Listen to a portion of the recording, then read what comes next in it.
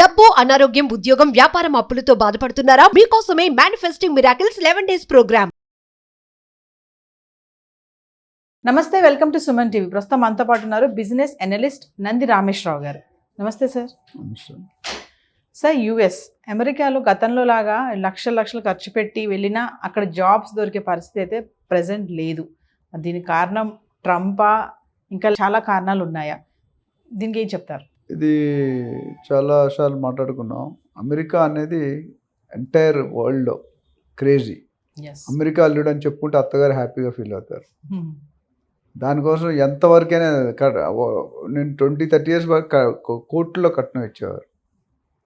నేను America crazy ఉంది. ఎందుకంటే అమెరికా అంతకుముందు స్కూటీని ఎట్లా ఉండేదంటే, బాగా చదువుకొని ఐక్యూ లెవెల్, ఎస్పెషల్లీ నేను లాస్ట్ టైం చెప్పాను, every 4th engineer America is from India, every 4th engineer from India is from south, and every engineer from south is from Andhra, Telangana.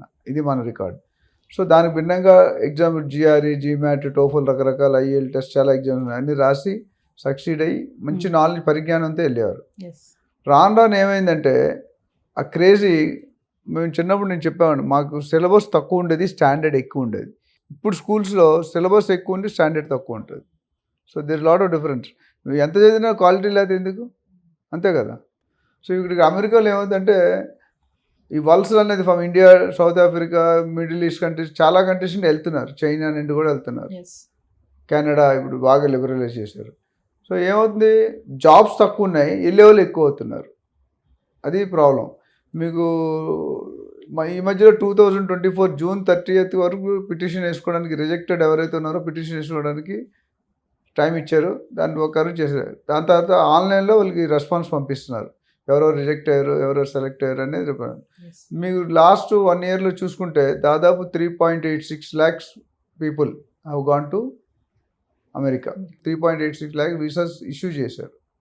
అందులో మీకు తెలుసు లేదా, 72 to 73% ఇండియన్స్ ఉన్నారు. ఒక 11% ప్లస్ చైనీస్ ఉన్నారు. And third highest is Canada. అట్లా మిగతా చిన్న కంటే, అంటే ఓవరాల్ వరల్డ్లో 70 to 75% మనమే కంట్రిబ్యూట్ చేస్తున్నాం. అండ్ ఇండియన్లో పేరెంట్స్కి ఏంటంటే డబ్బుల కోసం చూడట్లేదు, మా కొడుకు అమెరికాలో ఏదో ఒక విధంగా వెళ్ళాలి, అక్కడ ఏం చేసినా పర్వాలేదు, అక్కడ ఏం చేసినా పెట్టాలి. ఇప్పుడు ఒక సినిమాలో చూసాను, బ్రహ్మానందం ఎంఎస్ అని పెడతాడు. వాళ్ళ అత్తగారు ఏమనుకుంటే ఎంఎస్ అంటే మాస్టర్ ఆఫ్ సైన్స్ లేదా ఏదో అనుకుంటారు. తర్వాత తెలిసాడు బెంచ్ కార్లో వెళ్తాడు ఆఫీస్కి, కార్ పక్కన పెట్టి స్వీపర్ డ్రెస్ వేసుకుని బకెట్ పెట్టుకుని తిరుగుతాడు. మెయిన్ స్వీపర్ అంటే ఎంఎస్ అంటే. సో అంత క్రేజీ ఉంది మనకి అమెరికాలో. అయితే ఇప్పుడు ఇండియాలో కూడా అంత సాలరీస్ దగ్గర అంతే వస్తున్నాయి. ఇండియాలో కూడా మీరు ఏం తక్కువ లేదు. బట్ స్టిల్ ఒకప్పటికి ఇప్పుడు తగ్గింది. ప్లస్ అమెరికా గవర్నమెంట్ కూడా, ఎస్పెషల్లీ ట్రంప్ వచ్చిన తర్వాత మీరు చూసుకుంటే చాలా ప్రొజెక్షన్స్ ఉన్నాయి, చాలా కఠినమైన కండిషన్లు ఉంటాయి. ఒక పక్క నవ్వుతూనే బాయ్ బాయ్ అంటూనే పెట్టాల్సింది కొరువు పెట్టేస్తున్నాడు. సో ఓవరాల్గా చూసుకుంటే జాబ్ విషయంలో స్కిల్డ్ పీపుల్ దొరకట్లేదు. ఈ ఫేక్గా, ఇల్లీగల్గా ఏదో ఒక విధంగా మేనేజ్ చేసుకొని వెళ్ళిపోతున్నారు. కొంతమంది ఒకసారి ఎగ్జామ్ కూడా వేరే రాస్తారు. అంటే ఎంతవరకు కరెక్ట్ అంటే కొన్ని జరుగుతున్నాయి. ఎందుకు జరుగుతుందంటే, ఇంకోటి ఏంటంటే మెయిన్ ఇక్కడ ఇండియాలో సివిల్ ఇంజనీర్ చేసినప్పుడు కూడా కంప్యూటర్ చేస్తున్నాడు.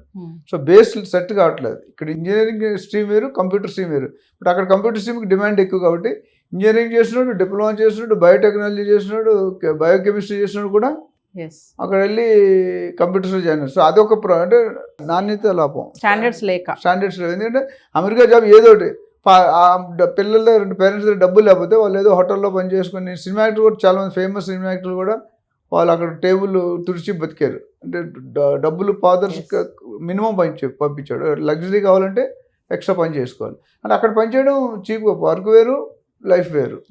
సాయంత్రం అవగానే రెస్టారెంట్, మా బ్రదర్ యూఎస్లో కాలిఫోర్నియాలో రెస్టారెంట్, 12 మంది ఇండియా వాళ్ళే హోటల్లో పనిచేస్తున్నారు. చదువు ఏం లేదు, but still they are doing. So ఏదో విధంగా వెళ్ళిపోయినట్టు ఆ జాబ్.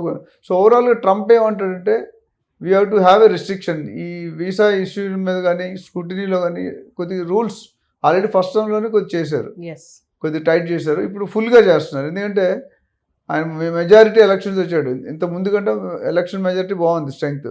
సో ఆయన ఏదనుకుంటే ఆయన పట్టిందేలే బంగారమే. ఆయనతో పాటు మస్క్ జాయిన్ అయ్యాడు, మస్క్ తర్వాత వివేక్ రామస్వామి జాయిన్. సో వీళ్ళందరూ టాప్ హ్యాండ్స్ అందరూ. మస్క్ ఏదైనా అనుకుంటే జరిగి తీరుతుంది, 100 సో ఓవరాల్గా రాను కండిషన్స్ టైట్ అవుతాయి. అయితే లీగల్గా వెళ్ళడం ఏం ప్రాబ్లం. ఇప్పుడు ఆల్రెడీ ఉన్నవాళ్ళు ఇబ్బంది లేదు. మన లేటెస్ట్ రూల్ ఏం పెట్టాడు, ఒకవేళ మీరు అమెరికాకి చెప్పినట్టు వినకపోతే ట్యాక్స్లు ఇంపోజ్ చేస్తాం అన్నాడు. Yes. ఇంపోర్ట్ ట్యాక్స్ పెంచేస్తాను, ఎక్స్పోర్ట్ ట్యాక్స్ పెంచేస్తాను. అంటే is trying to restrict and protect America. తప్పులేదు. ఆయన మైండ్లో ఏముందంటే, ఆయన ఎలక్షన్లో కూడా ఏం చెప్పాడు, ఇమిగ్రేషన్ మీద ఫస్ట్ సైన్ పెడతాను, అంటే వీసాలు ఇష్యూ మీద కంట్రోల్ పెడతానని Control. గెలిచాడు. అది నినాదం, మేనిఫెస్టోలో అదొక మెయిన్ పాయింట్. Yes. ఆ విధంగా చూసుకుంటే ఇప్పుడు ట్రంప్ ఏమంటే అమెరికా వాళ్ళు జాబులు బయట వాళ్ళు కొట్టేస్తున్నారు. బికాజ్ వాళ్ళు ఇంటెలిజెన్స్ లెవెల్ కానీ క్వాంటిటీ కానీ ఎక్కువ. So he want to restrict. Yes. First మన ఇల్లు పూర్తిగా నిండిన తర్వాత మిగతా ఇంటి కోసం ఆలోచన. పొరుగింటి పుల్లకూర, మన ఇల్లు ఫుల్ అవ్వకుండా మిగతా ఇల్లు ఫిల్ చేయడం కరెక్ట్ కాదు కదా. సో అందుకని నేను ఏమంటే first I will protect my Indians. అంటే సార్ ఇక్కడ చదివిన చదువుకి అక్కడ జాబ్స్ లేవు అంటారా? లేవు, ఎందుకంటే చాలా పెద్ద పెద్ద మల్టీనేషనల్ కంపెనీలు, right from IBM, Microsoft, Google, Facebook, Yahoo ఇవన్నీ ఉన్నాయి కదా. ఇవన్నీ కూడా they are not getting enough orders. Yes. ఇండియాకి ఎందుకు వచ్చారంటే వాళ్ళకు ప్రాజెక్ట్ కాంట్రాక్ట్ వచ్చిన తర్వాత తక్కువ లేబర్ మన ఇండియాలోనే ఉంటుంది, అందుకని ఇండియన్స్ ప్రిఫర్ చేసేవారు. కానీ ఇప్పుడు ప్రాజెక్ట్సే రావట్లేదు. Hmm. యుఎస్లో overall recession position is not so. అంటే టెక్ కంపెనీస్ లో కూడా జాబ్స్ లేవు, ప్రాజెక్ట్స్ లేవు. కాబట్టి టెక్ కంపెనీ ఇప్పుడు ఏం చేస్తున్నారు, అందుకని తీయడం కంటిన్యూగా తీస్తూనే ఉన్నారు. మేబీ 2023 హోల్ ఇయర్లో 150,000 పైన జాబ్స్ తీసేశారు. ఇండియన్స్ ఉన్నారు, మిగతా ఇండియన్స్ కంటే మిగతా కంట్రీలు, చిన్న చిన్న కంట్రీలు బయటకు వెళ్ళిపోతున్నారు. ఎందుకంటే వాళ్ళకి ఆ స్కిల్స్ లేవు. Yes. ఇండియాకి స్కిల్స్, ఎవరైతే ఇల్లీగల్గా వెళ్ళారు ఇండియా నుండి కానీ బయట నుండి కానీ, వాళ్ళు డెఫినెట్గా Definitely. సపరేట్ బాడీ పెట్టి పిక్ అండ్ చూస్. Yes. ఎవరైతే కొంతమంది స్టెమ్ మీద ఉంటున్నారు, సైన్స్, టెక్నాలజీ, మ్యాథమెటిక్స్, ఇంజనీరింగ్ ఇవన్నీ కూడా, దాని మీద ఇంకో 2 సంవత్సరాలు ఎక్స్ట్రా బతికేస్తున్నారు. చాలా మంది ఇల్లీగల్గా ఉంటున్నారు అనేది ఆయనకు నోటీస్ వచ్చింది. సో దాని మీద సపరేట్ బాడీ పెట్టి they want to control them and బయట ఎవరైతే ఇల్లీగల్ ఉన్నారో, అర్హతలు కాదో, జాబులు లేకుండా ఉన్నారు, పంపించేస్తున్నారు. ఎందుకంటే అది బర్డెన్ టు దెమ్. అంటే సార్ ఓవరాల్ గా ఇక్కడ చదివిన చదువుకి అక్కడ చేసే పనికి సంబంధం లేదు. అంటే గతంలో లా కాకుండా టాలెంట్ మస్ట్ గా, టాలెంట్ స్కిల్స్ ఉంటేనే అక్కడ ఫిక్స్. ఇప్పుడు ఎవరైనా స్కిల్స్ రాకపోతే they will be out. Skills ఉన్నవాడు మాత్రం బతకగలడు, స్కిల్స్ లేకుండా బతకడం కాదు. ఎందుకంటే ఇంతకుముందు నడిచింది కొంతకాలం. యుఎస్ ఇప్పుడు focus every year by year పెంచుతుంది. ఎందుకంటే ఎకానమీ పెరుగుతుంది. మన వాళ్ళు ఎక్కువ, మీకు తెలిసే ఉంటుంది, మన డాక్టర్లు, మన ఇంజనీర్లు, మన బిజినెస్ మెన్ ఎక్కువ సంపాదిస్తున్నారు అమెరికన్ సిటిజన్స్ కంట. అది వాళ్ళు మింగిడి పడట్లేదు, డైజెస్ట్ అవ్వట్లేదు. మరి మా ఊరికి వచ్చి మా దగ్గర మీరు తీసుకోవడం ఏంటన్న సమస్య అయిపోయింది. అంటే మనకి కష్టపడతారు మన ఇండియన్స్ కూడా. వెళ్ళిన ఐక్యూ ఉన్న వాళ్ళు అంత ముందు 10-20 సంవత్సరాల ముందు వెళ్ళి జెన్యూన్గా ఉండేది. ఆ జెన్యూన్నెస్ పోయింది. ఇండియా కాకుండా మిగతా చిన్న చిన్న కంట్రీలు ఏవవుతున్నాయి చుట్టూ, చైనా నుండి కూడా 11-12% ఉంది. ఇండియా తర్వాత అత్యధిక, అంటే ఈ పాపులేషన్ ఇద్దరికి ఎక్కువ ఉంది కదా. సో ఇండియా మనం 70% గ్రేట్ ఫిగర్. దానివల్ల చూసుకుంటే జాబులు తగ్గే అవకాశం ఉంది. ఫ్యూచర్లో కూడా కొద్దిగా ప్రొసీజర్ కష్టం, టైట్ చేస్తారు, వీసా ప్రాసెస్ టైట్ చేస్తారు, సిటిజన్షిప్ పిల్లలకి ఇవ్వరంటున్నారు. మరి కొత్త వాళ్ళు ఎవరైతే ఇల్లీగల్ ఉన్నారో వాళ్ళు పంపించడానికి చూస్తారు. ఇవన్నీ కూడా ఇన్ఫ్లేషన్ రేట్ వల్ల బిజినెస్ ఉండట్లేదు. ఎంప్లాయ్మెంట్ ఎక్కడ ఉంది, ఇన్ఫ్లేషన్ ఎక్కువైపోయింది యూఎస్లో. దానివల్ల మీకు తగ్గుతుంది. సో గతంలో లాగా అయితే ఇప్పుడు లక్షలు పెట్టి మా అమ్మాయిని మా అబ్బాయిని అమెరికా పంపిద్దాం అనుకున్నా, పంపించినా అక్కడైతే అవకాశాలు లేవు. సర్వైవ్ అవ్వడం కష్టం. You should have skill. ఇప్పుడు చాలా మంది నాకు తెలుసు అమీర్పేటలో ఆటో క్యాడో లేదా ఏదో జాయిన్ అయ్యారు. అప్పుడు మాకు తెలిసిన ఒక ఫ్రెండ్ 13,000కి ఇక్కడ జాయిన్ అయ్యాడు అమీర్పేటలో. ఇప్పుడు అక్కడికి వెళ్ళి గవర్నమెంట్ జాబ్లో సెటిల్ అయ్యాడు యూఎస్లో. లాస్ట్ 20 years బ్యాక్ చెప్తున్నాను. అమీర్పేటలో చిన్న చిన్న కోర్సులు 20,000-30,000 ఒక కోర్స్ చేశాడు. సివిల్ ఇంజనీరింగ్ చదివాడు. ఈరోజు అక్కడ ఇరిగేషన్లో పెద్ద ఇంజనీర్ అయిపోయాడు. గవర్నమెంట్లో జాబ్ వచ్చిందంటే టాలెంట్ ఉంటే. టాలెంట్. ఇప్పుడు ఆయన కూడా బయటకు వచ్చి ప్రైవేట్ సొంత కంపెనీ పెట్టాడు కన్సల్టింగ్. గవర్నమెంట్ జాబ్ రిలీజ్ చేసాడు అంటే ఎంత పెద్ద మాట. ఇవన్నీ జరుగుతున్నాయి కాబట్టి మంచి, అంటే క్వాలిటీ పీపుల్ ఉండాలి, మంచి అవుట్పుట్ రావాలి, మంచి స్కిల్. థియరిటికల్ ఉండడం వేరు, ప్రాక్టికల్గా ఉండడం వేరు. మేము రియల్టర్ ఆక్షన్లో మేము అదే చేస్తాం. రియల్ ఎస్టేట్లో స్కిల్డ్ పర్సనల్ లేరు ఎక్కడ. అన్ప్రొఫెషనల్, అన్ఆర్గనైజ్ సెక్టర్ ఎక్కువ రియల్ ఎస్టేట్. మేము రియల్టర్ ఆక్షన్ పెట్టింది అంటే we want to uplift the brokers community. రిలేటెడ్గా లేకుండా, రిలేటెడ్గా ఏదో చదివాడు ఏదో చేస్తున్నాడు. ఇక్కడ ఎంఎస్ చేస్తున్నాడు, అక్కడ హోటల్లో పనిచేస్తాడు, పెట్రోల్ పంప్లో పనిచేస్తాడు, జాబ్స్ లేకపోతే. నేను లాటరీ సిస్టమ్, ఆ లాటరీ సిస్టమ్ ఎవ్రీ 4-5 మెంబర్స్కి ఒకటి వస్తుంది జాబ్. మిగతా ముగ్గురు పరిస్థితి ఏంటి?